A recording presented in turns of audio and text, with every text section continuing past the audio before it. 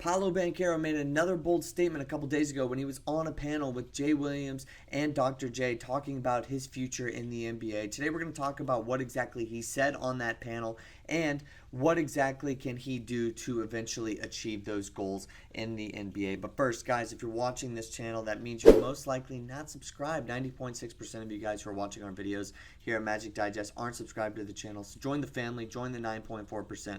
We're trying to build an Orlando Magic basketball community here on YouTube, and the best and easiest way to support the channel is by subscribing. Okay, let's get into what exactly he said. So obviously he was in an interview style panel in front of an audience where he talked about what he would be or where he would be in the next 5 years, and he said NBA champ, hopefully MVP, and one of the faces of the league, faces of basketball of the new generation.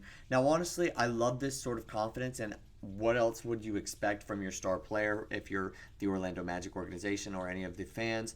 What exactly would you want him to say, right? Just be like an average player, an all-star. He's already achieved the all-star part, so you kind of want him to continue to shoot for further progress. And I think when you're talking about, when an NBA player says what do they expect, and they always say championships and future accolades and all this sort of stuff, what else do you expect, right? So I think he gave that kind of politically correct answer, and at the same time kind of gave you an answer that you can feel safe about, right? He didn't give you anything that was too out of the ordinary for any of the young stars in the NBA. I think I saw a lot of people say this was a Jaylen Brown answer, like it was a Taylor Rooks sort of situation, but it wasn't. It certainly wasn't that. He was obviously in front of a college basketball legend, potentially could have been an NBA legend in Jay Williams, and then obviously an NBA legend in Dr. J. So you don't want to say like, I don't, like appear that you're too afraid of the moment, but at the same time, look, he wasn't going to say anything else, right? So I think this is really just a decent answer, and I would challenge everybody to watch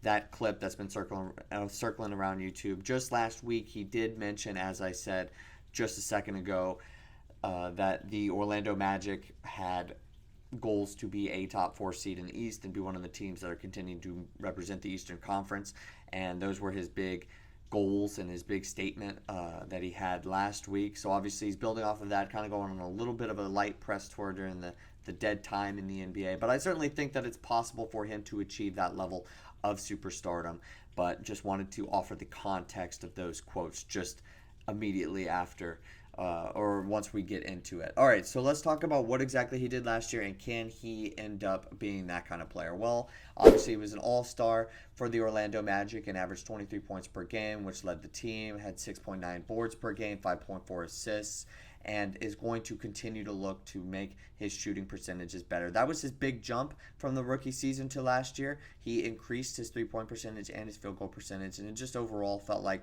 he wasn't really attempting any more shots per game than he was in his rookie year, but instead he was making more of those shots, was way more efficient, and his points per game did have an uptick, and you got to be really happy about that, because you were certainly very scared of his ISO ball, his kind of for lack of a better word, his lack of efficiency. I don't want to say that he was completely inefficient in his rookie year, but that was definitely something that a lot of people pointed to, was he's going to be the main workhorse, so is his efficiency going to be up to par with some of the other stars in the league? Well, we're now realizing that with that jump, that Paolo Banchero is not going to be one of those stars or those star players, those team leaders that's going to have an inefficient scoring output. He's going to be more efficient, I think, in his third year, unless he takes a step back like Franz Wagner did, shooting-wise, which is super unusual for any sort of player, no matter what kind of level that they're at.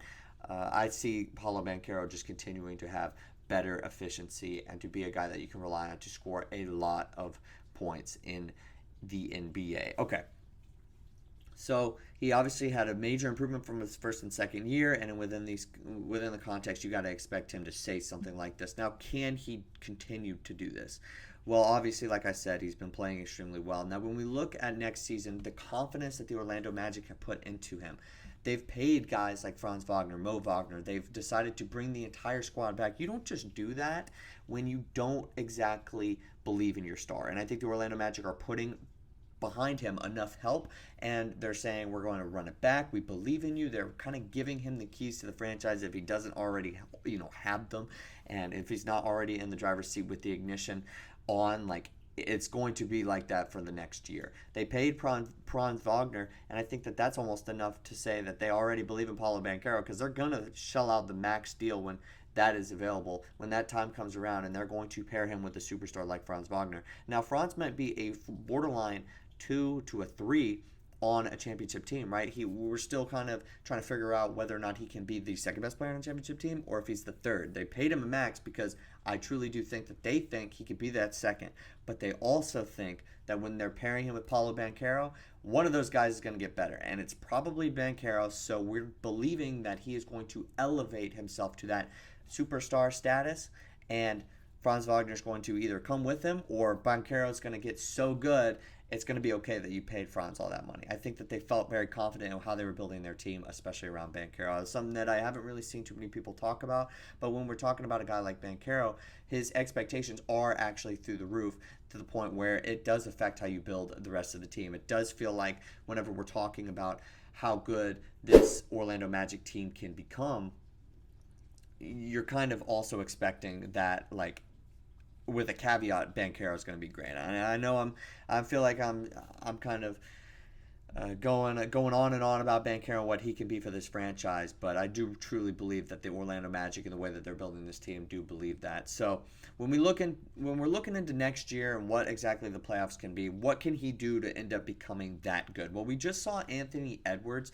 take that next step, and it really came with regular season and postseason success for the Minnesota Timberwolves. Now, that obviously seems like the biggest reason why any sort of player would get thrust into that superstardom, thrust into that face of the league title. I don't know truly if he can do it on the Orlando Magic and be the only face of the league. I think there was a point where Dwight Howard was one of the faces of the NBA. Alongside, there were so many superstars at that point, but Kobe, LeBron James, like those are some of the biggest names in basketball history.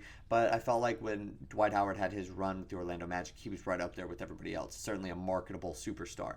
I don't know if Paolo Banchero can be that marketable guy. If Orlando is really, really good, I certainly think that the market is big enough that he can be up there with one of the guys. But as the main guy, I don't know if I see that. But I will say he said one of the faces of the league. So I don't think that that is certainly out of the reach by any sort of means, by any sort of stretch of the imagination. I think he's certainly in line with that. Now, it does come down to you can't lose to the Cavs in the first round of the playoffs. In 7 games, you have to go to the second or the third round and really, really compete as the season goes on. We saw the Minnesota Timberwolves actually take that big jump, and Anthony Edwards have some dynamic scoring performances. Unfortunately for the Orlando Magic, it did feel like at certain times Paolo Banchero was the only guy out there on the court. So when we're talking about playoff success, we're really kind of expecting the rest of the team to kind of catch up to him. But I think at the end of the day that this Orlando Magic team is built to play better in the playoffs, especially because they're so defensively oriented. Now we just need more scoring. And I think they've got that with KCP. I think we're looking at more team success, and Paolo Banchero is right in the same ballpark of, or right in the same kind of trajectory as he thinks he's on, and that is to actual superstardom. I would say next year is an all-NBA jump. That is what we're looking at, all-NBA third-team type of level, and Orlando Magic get out of the first round. I think that those are probably the realistic next steps, but if he goes any further than that, then he will, without a doubt, be one of those main players in the competition for one of the best young guns in the NBA. But let me know what you guys think. What are you expecting from Paolo Banchero, and do you think he can reach those heights of one of the faces of the NBA? I'm in favor of it. I do think he can, but I will say he's probably going to have to share that mantle with a few of the other guys in the NBA. But guys, let me know what you think in the comments down below,